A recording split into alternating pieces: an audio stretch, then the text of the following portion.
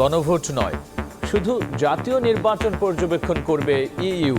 Level playing field নিশ্চিতে বাহিনীগুলোর শক্তিশালী ভূমিকা প্রত্যাশা। কোনো দলকে বিশেষ সুবিধা দিচ্ছে না সরকার। Our technical assessment of the electoral process will be guided by three key principles: independence, impartiality, and non-interference. Chief adviser বলেছেন লেভেল প্লেইং ফিল্ড প্রত্যেকটি রাজনৈতিক দলের জন্য সমান থাকবে। সশস্ত্র সহ আইন শৃঙ্খলা বাহিনীর সঙ্গে ইসির সমন্বয় সভা। সহিংসতা ঠেকাতে মাঠ প্রশাসনকে জোরালো ভূমিকা রাখার নির্দেশ। প্রার্থিতা ফিরে পেলেন মান্না সহ আরও অনেকে। গণতন্ত্রের লড়াই যখন, তখন অন্তত এই ষড়যন্ত্র দীর্ঘস্থায়ী হতেই পারে না। দেখছিলেন প্রধান শিরোনাম। রাতের সময় সঙ্গে আছি আমি গোলাম রাব্বি। এবার অন্যান্য শীর্ষ সংবাদ। মিয়ানমার থেকে ছোড়া গুলিতে টেকনাফে গুলিবিদ্ধ শিশুর জীবন শঙ্কায়। প্রতিবাদে সড়ক অবরোধ করে বিক্ষোভ। সীমান্তে নিরাপত্তা জোরদার। বিজিবির অভিযানে আটক 53। বিটিসিএল ভবনে আগুনে নয়, জুলাই আন্দোলনে ইন্টারনেট বন্ধ করা হয় সরকারের নির্দেশে। জয়ের নীল নকশা বলছে প্রসিকিউশন। অভিযোগ গঠনের শুনানি শেষ। নির্বাচন সামনে রেখে সিন্ডিকেট মুক্ত বাজার ব্যবস্থাপনার দাবি। ইশতেহারে প্রতিশ্রুতি চায় ক্যাব। নতুন বাস্তবতায় গুরুত্ব দিচ্ছে রাজনৈতিক দলগুলো।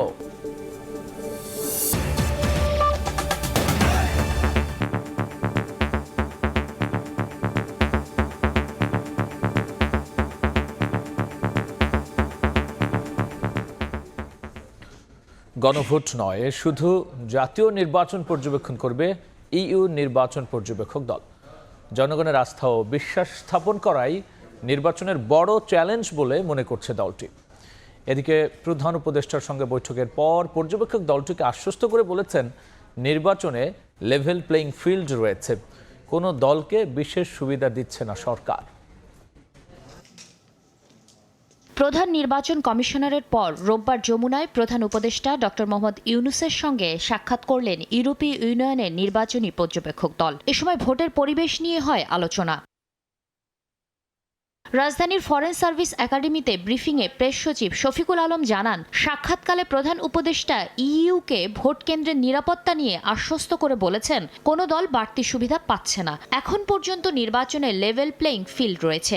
নির্বাচনের পরিবেশ নিয়ে ইইউ সন্তোষ প্রকাশ করেছে বলেও জানান শফিকুল আলম। আগের 3টি পার্লামেন্টারি ইলেকশন ক্রেডিবল হয়নি। ইন্টারিম গভর্নমেন্ট এবং ইলেকশন কমিশন পুরোপুরিভাবে প্রিপেয়ার্ড আছে ইলেকশন ও গণভোটের জন্য, যাতে এটা সুচারুভাবে সম্পন্ন হয়। চিফ অ্যাডভাইজার বলেছেন লেভেল প্লেইং ফিল্ড প্রত্যেকটি রাজনৈতিক দলের জন্য সমান থাকবে। এদিকে রোববার দুপুরে রাজধানীর একটি হোটেলে সংবাদ সম্মেলনে ইইউ পর্যবেক্ষক দলের প্রধান বলেন, জনগণের মধ্যে বিশ্বাস এবং আস্থা স্থাপন বাংলাদেশের সুষ্ঠু নির্বাচন আয়োজনের বড় চ্যালেঞ্জ। লেভেল প্লেইং ফিল্ডের জন্য আইন শৃঙ্খলা বাহিনীর কার্যক্রম এবং মত প্রকাশের স্বাধীনতায় ভারসাম্য আনার পরামর্শ দেন তিনি। পর্যবেক্ষক দল নিরপেক্ষ নির্বাচনের জন্য ভোটের সন্তোষজনক হারের বিষয়টি গুরুত্ব দেবে বলেও জানানো হয় ব্রিফিংয়ে। Is to gain the trust and confidence of the citizens. On the one hand, to really have effective law enforcement agencies in place. On the other hand, of course, protecting also the free expression, free right of association. And in that sense, this is what we are going also to pay attention. Bangladesh is capable of having really credible participatory elections in order to move forward. গণভোট নয়, শুধুমাত্র জাতীয় নির্বাচন পর্যবেক্ষণ করবে ইউরোপীয় union. গণমাধ্যম ও সামাজিক মাধ্যমে ভুয়া তথ্য ও অপপ্রচার আলাদা করে পর্যবেক্ষণ করা হবে বলেও জানান পর্যবেক্ষক দলের প্রধান। Of course, what we will really observe is the main thrust is going to be the parliamentary elections and not the referendum, because this is kind of outside of our mandate. Our technical assessment of the electoral process will be guided by three key principles: independence, impartiality, and non-interference. নিজস্ব অর্থায়নে ইইউর 200 পর্যবেক্ষক 64টি জেলায় 2 মাস কাজ শেষে জাতীয় নির্বাচনের 2 দিন পর নিরপেক্ষ পর্যবেক্ষণ তুলে ধরবে বলে আশ্বস্ত করেন ইভার্স আইজাফস। শাতিলা শারমিন, সময় সংবাদ, ঢাকা। এদিকে আপিলের শুনানির দ্বিতীয় দিনে প্রার্থিতা ফিরে পেয়েছেন নাগরিক ঐক্যের মাহমুদুর রহমান মান্না সহ 57 জন।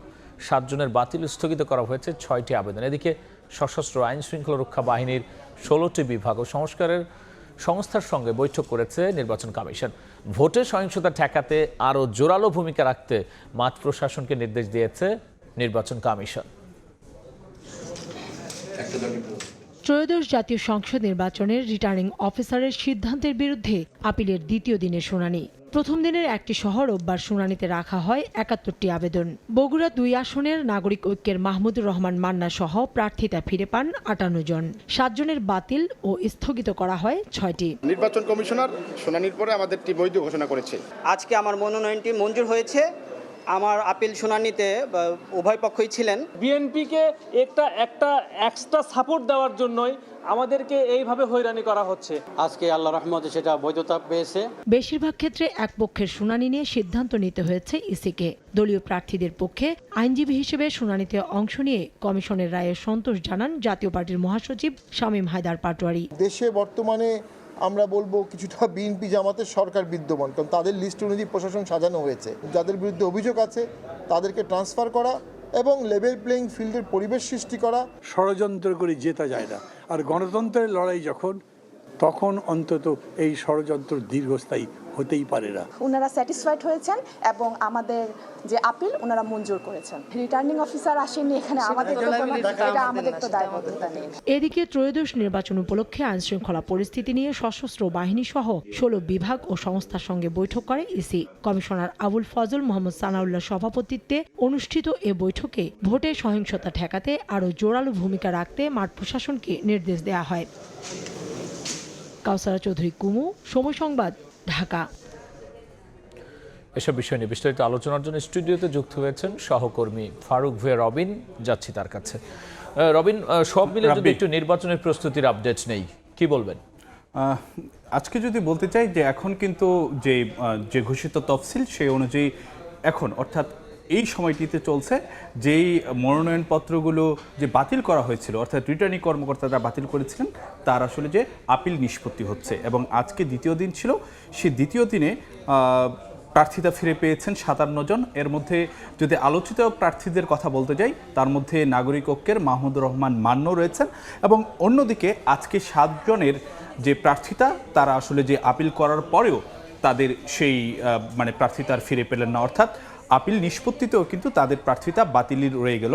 আরেকটি বিষয় যদি আপনাদেরকে জানাতে চাই, আজকে কিন্তু যে ইউরোপীয় ইউনিয়নের যে পর্যবেক্ষক দল, তারা গণমাধ্যমের সঙ্গে কথা বলেছেন এবং সেই জায়গায় তারা যে কথাটি বলেছেন যে গণভোট তাদের যে এখতিয়ারের বাইরে, তারা কেবলমাত্র জাতীয় নির্বাচন পর্যবেক্ষণ করবেন। এবং সেই জায়গাতেই কিন্তু যে জনগণের আস্থা ও বিশ্বাস স্থাপন করাটাই কি এই মুহূর্তে বড় চ্যালেঞ্জ বলে মনে করা হচ্ছে এবং সে কথাটাও কিন্তু যে প্রতিনিধি দলটির পক্ষ থেকে বলা হচ্ছে। আরেকটি বিষয় যদি আপনাদেরকে জানাতে চাই যে আজকে কিন্তু যে নির্বাচন কমিশনের সঙ্গে বিভিন্ন আইনশৃঙ্খলা বাহিনীর সদস্যদের বৈঠক হয়েছিল এবং সেখানে কিন্তু যে সশস্ত্র বাহিনীর যে সদস্যরা রয়েছেন তারাও কিন্তু ছিলেন এবং সেই জায়গায় নির্বাচনে যে কোনো ধরনের সহিংসতা ঠেকানোর জন্য বা বিশৃঙ্খল পরিস্থিতি মোকাবেলা করার জন্য যে প্রশাসনের জোরালো ভূমিকা প্রত্যাশা করেছে নির্বাচন কমিশন এবং সে জায়গাতে প্রশাসন যেন এইসব বিষয়ে আরও কঠোর হয় সে নির্দেশনাও কিন্তু যে বৈঠকে দেওয়া হয়েছিল।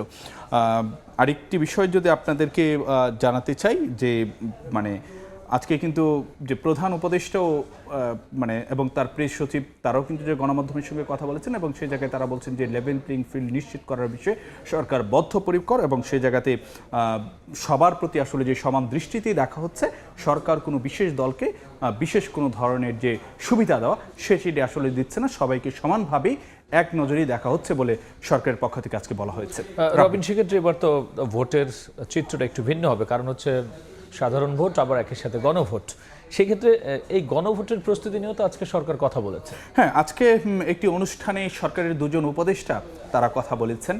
সেখানে যে শিল্প উপদেষ্টা আদিলুর রহমান খান কথা বলেছেন, রেজওয়ানা হাসান কথা বলেছেন।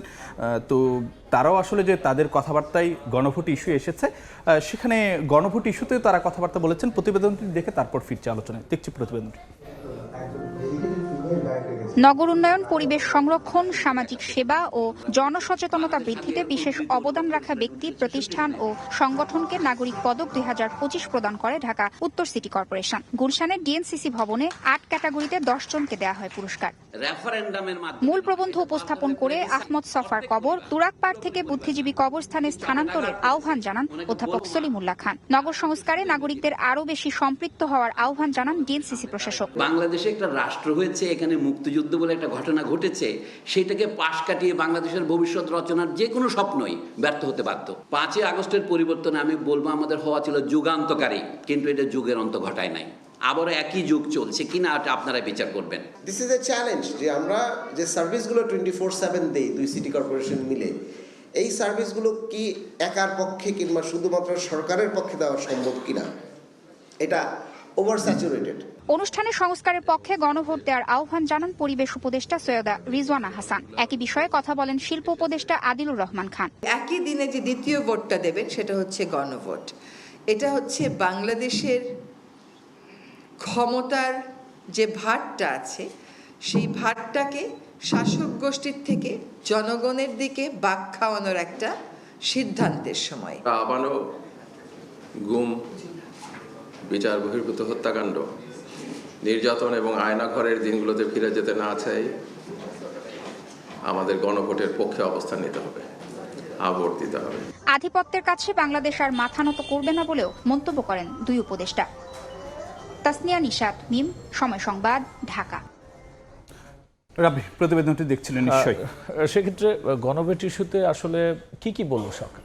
না, একটি বিষয় যদি আপনাদেরকে বলতে চাই যে এবারের যে নির্বাচনটি সেটি কিন্তু যে বাংলাদেশের অন্য যে কোনো নির্বাচনের চাইতে একটি ভিন্নতা রয়েছে, কারণ একই দিনে গণভোট এবং জাতীয় নির্বাচন অনুষ্ঠিত হতে যাচ্ছে, যেটি এর আগে বাংলাদেশে আর কখনো হয়নি। অর্থাৎ একই দিনে গণভোট হওয়া এবং একই দিনে জাতীয় নির্বাচন হওয়া। অতীতে যতগুলো জাতীয় নির্বাচন হয়েছে সেদিন শুধুমাত্র সংসদ নির্বাচনের ভোটই হয়েছে।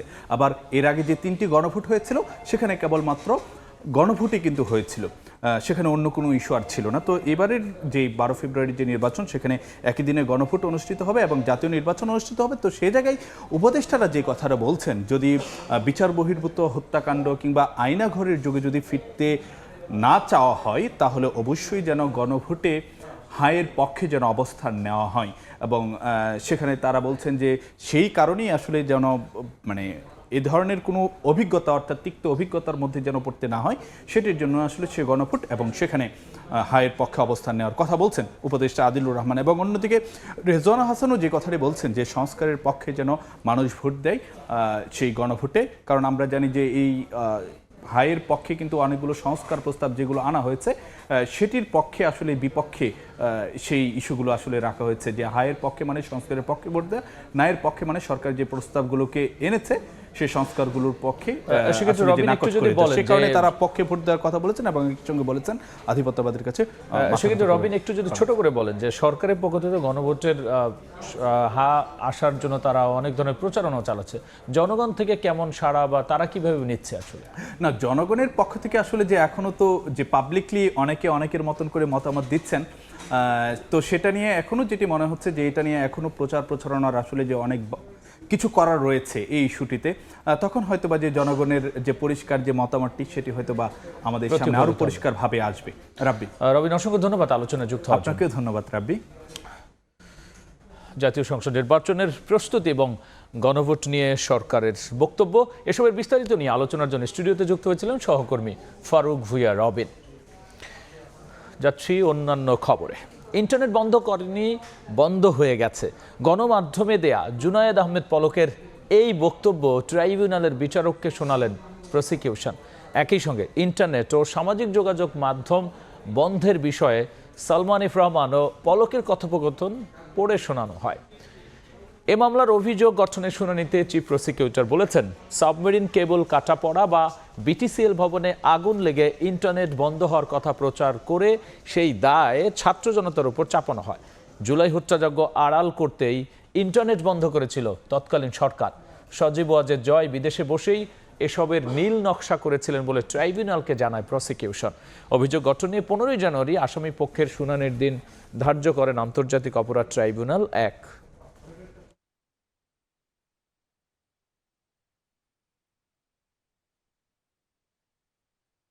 জুনায়েদ আহমেদ পলক তৎকালীন একজন প্রভাবশালী অ্যাডভাইজারের সাথে মোবাইল ফোনে কথোপকথন করছেন। কথোপকথনে বলছেন যে 8টি অ্যাপস অর্থাৎ অ্যাপ্লিকেশনস চিহ্নিত করা হয়েছে যেটি সামাজিক যোগাযোগ মাধ্যমে ব্যবহৃত করা হয় এবং 8টি বন্ধ করে দেওয়ার ডিসিশন হয়েছে। এবং এই ব্যাপারে ওনারা আইসিটি অ্যাডভাইজার অর্থাৎ এই মামলার অন্যতম আসামি সজীব আহমেদ ওয়াজেদ জয় সাহেবের সাথে কথা বলেছেন। রাতের সময়ে আরও থাকছে। কুড়িগ্রাম খাদ্য গোদাম থেকে উধাও 550 মেট্রিক টন ধান ও চাল বিক্রি করে অর্থ আত্মসাতের অভিযোগ। অভিযান চালিয়ে গোডাউন সিলগালা করল দুদক। মিয়ানমারের অভ্যন্তরে সংঘর্ষের সময় ছোড়া গুলির আঘাতে কক্সবাজারের টেকনাফে এক শিশু গুলিবিদ্ধ হয়েছে। তাকে চট্টগ্রাম মেডিকেলের আইসিইউতে ভর্তি করা হয়েছে। এই ঘটনার প্রতিবাদে সড়ক অবরোধ করে বিক্ষোভ করেছেন স্থানীয়রা। এদিকে মিয়ানমারের সংঘাতের জেরে বাংলাদেশে পালিয়ে আসা রোহিঙ্গা সশস্ত্র গোষ্ঠীর 53 সদস্যকে পুলিশ হেফাজতে নেওয়া হয়েছে। সীমান্ত অভিযান চলমান রয়েছে বলে জানিয়েছে বিজিবি। মোহাম্মদ ফরাজের ক্যামেরায় দেখব সুজাউদ্দিন রুবেলের রিপোর্ট। বাংলাদেশ মিয়ানমার সীমান্ত। মিয়ানমারের অভ্যন্তরে চলে ব্যাপক গোলাগুলি ও গোলাবর্ষণ। রোববার সকাল 9টার দিকে টেকনাফের হোয়াইকং ইউনিয়নের তেসি ব্রিজ সীমান্ত এলাকায় সীমান্তের ওপারে মিয়ানমারের বিদ্রোহী গোষ্ঠী আরকান আর্মি ও রোহিঙ্গা সশস্ত্র গোষ্ঠীর মধ্যে সংঘাতের জেরে ছোড়া গুলিতে হুজাইফা আফনান নামে বাংলাদেশি এক শিশু গুলিবিদ্ধ হয়। তাকে উদ্ধার করে চট্টগ্রাম মেডিকেলের আইসিইউ ইউনিটে ভর্তি করা হয়েছে। মেয়ে রুটের কাছে একটা গুলি এসে ওইটার ওর কি মাথায় লাগছে আমার মেয়ে। আজকে তো আমার মেয়ে লাগছে, কালকে তো আরেকজনের মেয়ে লাগবে। রাতভর গুলি মারে, রিক্কা মারে মোটামুটি দরজা খুলি না পারে। স্কুলত যাই না পারে, মাদ্রাসাত যাই না পারে, বেশি আতঙ্ক থন হামতো যাই না পারি। খুললে টাকা খাই আড়ি দা মাথা চাই গুলি করে আর নাতি বলে গুলি হয়ে মান যায় তার নাতি মরে গিয়ে গুলি খায়। আর খুব কষ্টের মধ্যে দিন যাপন করি, আতঙ্কের মধ্যে আছি। বাড়ি থেকে বাইরে দোকানে গেছে, ওইখানে দোকান থেকে আসার সময় গুলিটা মাথায় লাগছে। ঘটনার পরপরই বিক্ষুব্ধ জনতা অবরোধ করে কক্সবাজার টেকনাফ সড়ক। হয় বিক্ষোভ মিছিল। পরে পরিস্থিতি নিয়ন্ত্রণে ঘটনাস্থলে যান সেনাবাহিনী, নৌবাহিনী, বিজিবি ও পুলিশের সদস্যরা। 3 ঘন্টা পর স্বাভাবিক হয় যান চলাচল। স্থানীয়দের দাবি, মিয়ানমারের অভ্যন্তরীণ সংঘাতের জেরে বিরাজ করছে আতঙ্ক। স্থানীয়রা থাকতে পারতেছে না, আমরা চলাফেরা করতে পারতেছি না। চললেই গুলির ভয়, সারা রাত গুলি করতেছে। যে কোনো সময় তাদের মিয়ানমারের বিদ্রোহী গোষ্ঠীর ছোটাগুলিতে তাদের প্রাণহানি হতে পারে। এদিকে ঘটনার পরপর সীমান্তে অভিযান শুরু করে বিজিবি। জোরদার করা হয় টহল। পরিস্থিতি পর্যবেক্ষণে ব্যবহার করা হয় ড্রোন। এরই মধ্যে অভিযানে রোহিঙ্গা সশস্ত্র গোষ্ঠীর 53 জনকে আটক করে বিজিবি। জানায়, সীমান্ত পরিস্থিতি স্বাভাবিক রাখতে চলছে তৎপরতা। সতর্ক অবস্থানে আছি আমরা। ওখান থেকে যারা বিভিন্ন সন্ত্রাসী গ্রুপ যারা ওইখানে অরাজকতা তৈরি করছে, তারকম আমরা কিছু লোককে ধরছি। আরো অপারেশন চলমান আছে। সীমান্তের মানুষের নিরাপত্তার জন্য আমরা আছি। সেই নিরাপত্তা যেভাবে দেওয়া প্রয়োজন সেভাবে আমরা দিব। কক্সবাজারের উখিয়া ও টেকনাফ সীমান্তে মোতায়েন রয়েছে বিজিবির 3টি ব্যাটালিয়ন। সীমান্তের ওপারের যত উত্তেজনা, তার রেশ এসে পড়ছে সীমান্তের এই পারে। আর নিরাপত্তার স্বার্থে বন্ধ হয়ে যাচ্ছে সীমান্তের এই পারের বাসিন্দাদের জীবন জীবিকা। অনেক সময় শঙ্কা থেকে যাচ্ছে প্রাণহানির। টেকনাফের হোয়াইকং সীমান্ত থেকে সুজাউদ্দিন রুবেল, সময় সংবাদ, কক্সবাজার। এদিকে মিয়ানমারের অভ্যন্তরে বিদ্রোহী গ্রুপ আরাকান আর্মির সঙ্গে রোহিঙ্গা বিদ্রোহী ও জান্তা বাহিনীর সংঘাতে বাংলাদেশের সীমান্ত এলাকা দিন দিন ঝুঁকিপূর্ণ হয়ে উঠেছে। রাখাইন থেকে ছোড়া গুলিতে গত 2 বছরে 2 জন নিহত এবং 20 জন আহত হয়েছেন। এই অবস্থায় সীমান্ত এলাকায় সামরিক শক্তি বৃদ্ধি ও নিরাপত্তা জোরদারের পরামর্শ বিশ্লেষকদের। বিস্তারিত জানব কমলদের রিপোর্ট। বাংলাদেশ সীমান্তবর্তী মিয়ানমারের রাখাইন রাজ্য বর্তমানে চরম উত্তপ্ত অবস্থায় রয়েছে। একদিকে যেমন মিয়ানমারের জান্তা সরকারের সেনাবাহিনীর সঙ্গে বিদ্রোহী আরকান আর্মির রক্তক্ষয়ী সংঘাত চলছে, তার সঙ্গে নতুনভাবে সংঘাতে জড়িয়েছে রোহিঙ্গা নেতৃত্বাধীন অন্যান্য বিদ্রোহী গ্রুপগুলো। আর তাতে নিরাপত্তা শঙ্কার মধ্যে পড়েছে বাংলাদেশ। আরকান আর্মি এবং রোহিঙ্গা যে বিদ্রোহী গোষ্ঠী আছে তাদের ভিতরেই সংঘাত চলছে। মধ্যখানে মিয়ানমার সেনাবাহিনীও সেখানে জড়িত। সো এটা স্পিল ওভার হওয়ার, অর্থাৎ আমাদের এখানেও এসে তারা যখন সংঘাতে এক পক্ষ টিকতে পারবে না, সেই পক্ষ আশ্রয়ের জন্য হয়তো বাংলাদেশে আশ্রয় নিতে চাইবে। সেখানে উপসর্গ যোগ হয়েছে, বাংলাদেশের জন্য ঝুঁকি তৈরি হয়েছে। এদিকে মিয়ানমারের রাখাইনে সংঘাতে চরম আতঙ্কের মধ্যে রয়েছেন বাংলাদেশের টেকনাফ এবং উখিয়া সীমান্তে বসবাসকারী হাজার হাজার মানুষ। এর আগে ওই অঞ্চলে মিয়ানমার বিদ্রোহীদের ছোড়া মোটর শেল এবং গুলিতে 2 জনের মৃত্যু ও আহত হয়েছেন বেশ কজন। গোলাগুলির মধ্যে এখানে লাম্বাগুলির মধ্যে একটা ছেলে নিহত হয়েছে, মারা গেছে। আর বেশি আতঙ্কের মাঝে আজ সারা লাইট ভোর গোলাগুলি চলে। বিশেষ করে ত্রিমুখী সংঘর্ষে কোণঠাসা হয়ে পড়া যে কোনো গ্রুপ আত্মরক্ষার্থে বাংলাদেশে প্রবেশের চেষ্টা করতে পারে ধারণা নিরাপত্তা বিশ্লেষকদের। এমনকি বাংলাদেশও যাতে এই সংঘাতে জড়িয়ে পড়ে তার জন্য উস্কানিও দেওয়া হতে পারে। এটা সীমান্ত সংঘাতপ্রবণ এলাকা যখন থাকে সেটাকে কোলাটারাল ড্যামেজ বলে, এটা চলে, এটা হচ্ছে পৃথিবীব্যাপী। এটার জন্য কূটনৈতিক পর্যায়ে প্রভাব আলোচনা করা এবং যারা সংঘাতে সেখানে জড়িত আছে যে পক্ষের সাথে বাংলাদেশের, তাদেরকে দূরে সরে যাওয়ার জন্য হয়তো অনুরোধ করা যেতে পারে। বাংলাদেশের সঙ্গে মিয়ানমারের 271 কিলোমিটার সীমান্তের মধ্যে অন্তত 54 কিলোমিটার নাফ নদী এবং বঙ্গোপসাগর, আর বাকি স্থল সীমান্তের মধ্যে রয়েছে বান্দরবানের নাইক্ষ্যংছড়ি, কক্সবাজারের টেকনাফ, উখিয়া। বর্তমানে সীমান্তে অবস্থান রয়েছে বিদ্রোহী গ্রুপ আরাকান আর্মি এবং রোহিঙ্গা ভিত্তিক গ্রুপগুলোর। কমল দে, সময় সংবাদ, চট্টগ্রাম। নির্বাচন সামনে রেখে সিন্ডিকেট মুক্ত বাজার ব্যবস্থাপনার দাবি উঠেছে নানা মহলে। নতুন বাস্তবতায় রাজনৈতিক দলগুলো গুরুত্ব দিচ্ছে এ বিষয়ে। বিএনপি বলছে ভোক্তাদের অধিকার নিশ্চিতে নানা পরিকল্পনা থাকবে ইশতেহারে। যে কোনো পর্যায়ে দুর্নীতির বিরুদ্ধে জিরো টলারেন্স নীতির কথা বলছে জামাত। অন্যদিকে সিন্ডিকেট ভাঙতে মাঝারি পর্যায়ের ব্যবসায়ীদের সুবিধা বাড়ানোর পরিকল্পনা এনসিপির। হাসান ওয়ালের রিপোর্ট। জেলে ভরলাম, জরিমানা করলাম, সেটা হয়তো করা সম্ভব, কিন্তু তাদের যে ক্রাইসিসটা হঠাৎ করে তৈরি হবে আমাদের তো সেটা সইতে কষ্ট হবে। সিন্ডিকেট আছে, সিন্ডিকেট ভাঙবো বা কিছু এই ধরনের কথা তো বলি।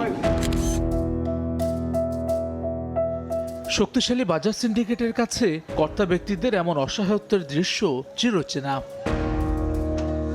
ফলে বছরের পর বছর সাধারণের গলার কাটা দ্রব্যমূল্যের চড়া দাম। পরিবর্তিত পরিস্থিতিতে এবারে নির্বাচন সামনে রেখে জোরে সোরে দাবি উঠছে সিন্ডিকেট মুক্ত বাজার ব্যবস্থা নিশ্চিতের। এই দ্রব্যমূল্য নিয়ে যে ব্যবসায়িক সিন্ডিকেট, সেই বিষয়ে মানে আমাদের যে রাজনৈতিক দল নির্বাচনী স্তরে সুস্পষ্ট তাদের বক্তব্য চাই যে তাদের বিরুদ্ধে কি ব্যবস্থা নেবে। এনসিপি বলছে মাঝারি ব্যবসায়ীদের সুবিধা নিশ্চিতে নজর দিতে চায় তারা। ইশতেহারেও থাকবে তার সুনির্দিষ্ট পরিকল্পনা। মাঝারি এবং অন্যান্য যে ব্যবসায়ী যাদের আছে তাদেরকে অবশ্যই সিন্ডিকেট মুক্তভাবে তাদেরকে স্বাধীন ব্যবসা করার জায়গাটা তৈরি করতে হবে এবং সেটা এনসিপি অবশ্যই বিবেচনা করবে। দুর্নীতির বিরুদ্ধে জিরো টলারেন্সের ঘোষণা জামায়াতের। মেয়াদ ভিত্তিক কার্যক্রমের পরিকল্পনা দলটির। নিত্য প্রয়োজনীয় জিনিস সহ জনগণের স্বস্তিদায়ক একটি জীবন যাপনের জন্য যে ধরনের সিদ্ধান্ত নেওয়া দরকার, আমাদের ম্যানিফেস্টোতে আমরা এই কথাগুলোকে নীতিগতভাবে আনছি। ভোক্তাদের স্বার্থ রক্ষায় নানা উদ্যোগ নেওয়ার পরিকল্পনা বিএনপিরও। রাষ্ট্র মেরামতের সবকিছু নিয়েই ইশতেহার প্রণয়নের কথা বলছে দলটি। আমার মনে হয় যে ইশতেহারে আসার আগেই আমরা যে কয়টা জিনিস নিয়ে জনগণের কাছে যাচ্ছি, 1 নম্বর হলো ফ্যামিলি কার্ড, 2 নম্বর হলো হেলথ কার্ড, এগুলোকে আমরা যদি পরিবর্তন করতে পারি তাহলে রাষ্ট্র মেরামতের এক ধাপ এগিয়ে যাব আমরা। তবে শুধু প্রতিশ্রুতি নয়, বরং তা বাস্তবায়নে কার্যকর উদ্যোগের কথা বলছেন ক্যাব সভাপতি। এই দল সরকার গঠন করবে, তারা যদি এই জায়গাটায় যদি তাদের নির্বাচনী প্রতিশ্রুতি এবং সেটা যদি বাস্তবায়ন না করতে পারে, তারা যদি আবার সেই আগের মতো জিম্মি দশায় পড়ে ব্যবসায়ীদের, তাহলে কিন্তু তারা অজনপ্রিয় হবে। 12 ফেব্রুয়ারি নির্বাচনের কয়েকদিনের মাথায় শুরু হবে পবিত্র রমজান। নতুন সরকার দ্রব্যমূল্য নাগালের মধ্যে রাখবে এমন প্রত্যাশা সাধারণের। হাসান ওয়ালি, সময় সংবাদ, ঢাকা। কুড়িগ্রাম খাদ্য গোদাম থেকে উধাও 550 মেট্রিক টন ধান ও চাল বিক্রি করে অর্থ আত্মসাতের অভিযোগে উঠেছে। অভিযান চালিয়ে ওই গোডাউন সিলগালা করেছে দুদক। বিকেলে শহরের নতুন রেল স্টেশন এলাকায় জেলা খাদ্য গোদামের 8টি গোডাউনে অভিযান চালায় দুদক কর্মকর্তারা। এ সময় 521 মেট্রিক টন ধান ও 35 মেট্রিক টন চাল না থাকার প্রমাণ মেলে। দুদক জানায় কৃষকদের পরিবর্তে ব্যবসায়ীদের কাছ থেকে নিম্নমানের চাল সংগ্রহ, পুরনো বস্তা ব্যবহার এবং বিক্রি করে অর্থ আত্মসাতের অভিযোগে অভিযান চালানো হয়। পরে ধান ও চাল ঘাটতি পাওয়ায় গোডাউন সিলগালা করা হয়। আমাদের অভিযানকালে আমরা যেটা পেয়েছি যে আমরা 4টা গুদামে, এখানকার 8টার মধ্যে 4টা গুদামে আমরা চালের যে সংখ্যা সেটা হচ্ছে 1176 বস্তা চাল আমরা কম পেয়েছি। এখানে বেশ কিছু, একটা খামালের পুরাটাতে আমরা দেখেছি যে সেই চালগুলাতে পোকা।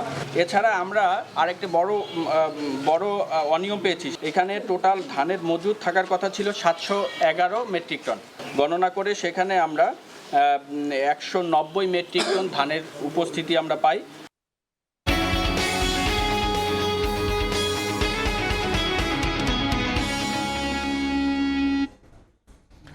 ক্যাশলেস লেনদেন জনপ্রিয় করা গেলে রাজস্ব বাড়বে 1.5 থেকে 2 লাখ কোটি টাকা।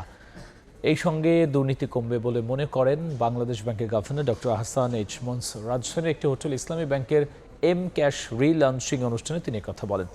গভর্নর জানান, দেশের ইসলামী ব্যাংকগুলোতে সরকারিভাবেই ডাকাতি করে ক্ষতিগ্রস্ত করা হয়েছে। অনিয়ম বন্ধে সরকার উদ্যোগ নিয়েছে জানিয়ে তিনি বলেন, শিগগিরই ইনস্ট্যান্ট ইন্টারঅপারেট পেমেন্ট সিস্টেমে স্থায়ীভাবে যুক্ত হবে সবগুলো ব্যাংক, মোবাইল ফাইন্যান্স ও মাইক্রো ক্রেডিট। প্রান্তিক পর্যায়ে হাসপাতাল, বাজার, প্রয়োজনীয় বিল পরিশোধ, মাইক্রো ফাইন্যান্স, এসএমই সর্বস্তরের লেনদেনে এম ক্যাশ ব্যবহারের পরামর্শ দেন তিনি।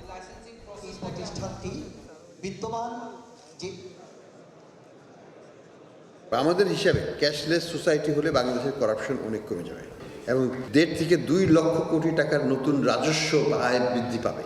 আমরা চাই বাংলাদেশে ইসলামিক ব্যাংক অলরেডি একটা শক্তিশালী অবস্থানে আছে, কিন্তু একটা বড় ধাক্কা খেয়েছে বিকজ অফ ইন্টারভেনশন প্রিভিয়াস গভর্নমেন্টের যে ধরনের আমি বলবো সরকারিভাবেই ডাকাতি করা ব্যাংকগুলোকে।